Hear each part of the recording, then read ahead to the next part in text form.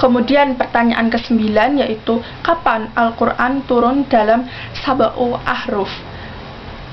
Jawabannya adalah definisi dari sab'u ahruf yaitu huruf yang jumlahnya 7 atau tidak terbatas. Dapat diartikan sebagai 7 ilmu, 7 bacaan, dan lain sebagainya.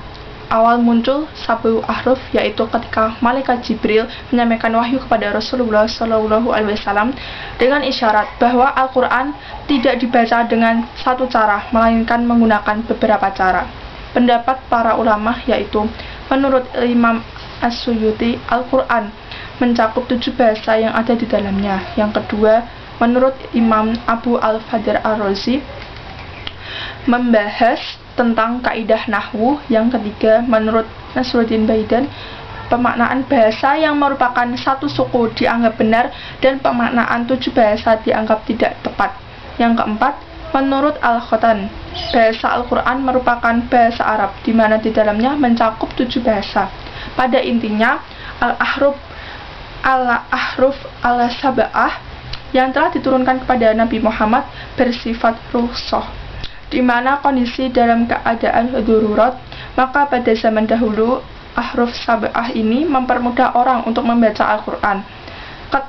Karena sebagian tidak bisa menggunakan dialek alias buta huruf, ketika kondisi kini telah selesai, maka berakhirlah hukum al-ahruf al-sab'ah saat Khalifah Utsman memindahkan ayat Al-Quran dan menyalin musola, maka digunakanlah bahasa Quraisy sebagai bahasa yang mendominasi bahasa Al-Quran. Dari beberapa pendapat mengatakan bahwa al-ahruf al-sab'ah lebih dimaksudkan untuk perbedaan dialek dalam membaca Al-Quran. Hikmah yang dapat dilakukan adalah memudahkan dalam pemahaman tafsir terjemahan untuk umat di seluruh penjuru dunia, sehingga bukti kemukjizatan Allah Subhanahu wa taala terhadap Rasulnya meliputi hukum-hukum dan aspek yang lainnya. Dan Al-Quran bersifat universal. Huruf qiraah itu sebagai hujjah.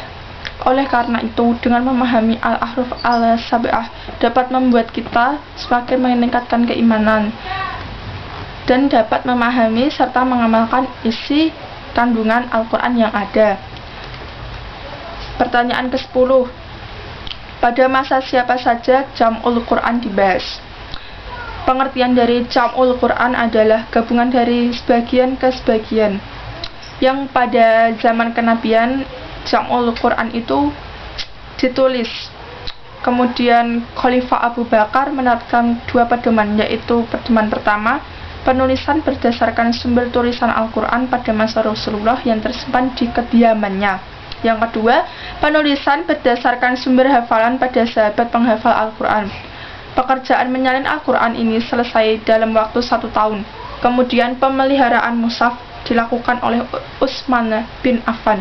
Pada akhirnya, agar orang-orang tidak salah membaca, maka ayat Al-Quran diberikan harokat oleh Abu al-Aswad al-Du'ali dan titik diberikan harokat serta titik oleh Nasr bin Asim dan Yahya bin Ya'mar, sehingga sampai sekarang Al-Quran dapat dibaca dengan mudah oleh umat muslim. Jadi pada masa siapa saja Jam'ul Quran dibahas itu pada zaman Rasulullah serta para sahabat yang lainnya atau khalifah, begitu. Kemudian yang ke-11 adalah pertanyaan, mengapa kita perlu mengetahui munasabah ayat-ayat yang ada pada Al-Quran?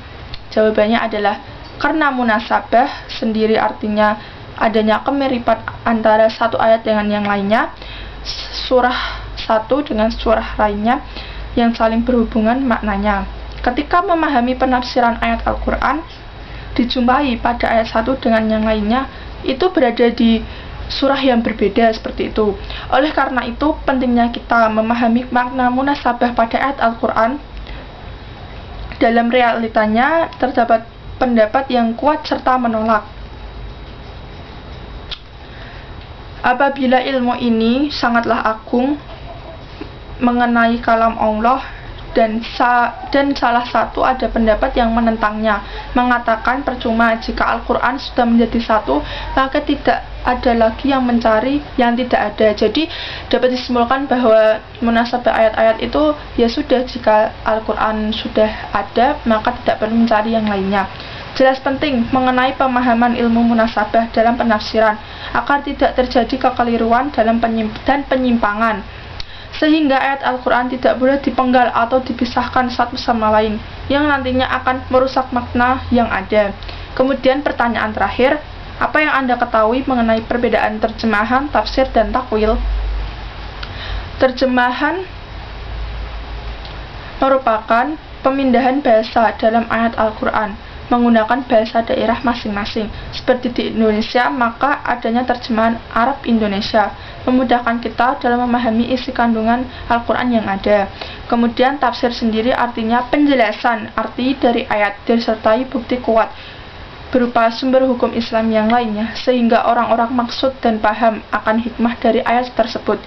Sedangkan takwil merupakan pengalihan lafaz Allah dari arti dan rojih kepada arti lain yang samar dan marjuh. Demikian yang dapat saya sampaikan, kurang lebihnya mohon maaf. Wassalamualaikum warahmatullahi wabarakatuh. Sedikit dari saya, motivasi saya serta tidak quotes, yaitu manjada wajada, barang siapa bersungguh-sungguh maka dia akan berhasil. Sedikit sekali yang dapat saya sampaikan. Mari belajar bersama di dunia, kelak di akhirat kita menuai pahala. Regards, Sabita. Terima kasih. Dadah. Jangan lupa like, komen, dan subscribe karena itu bersifat gratis. Terima kasih teman-teman. Apabila ada pertanyaan bisa bertanya di kolom komentar. Dadah.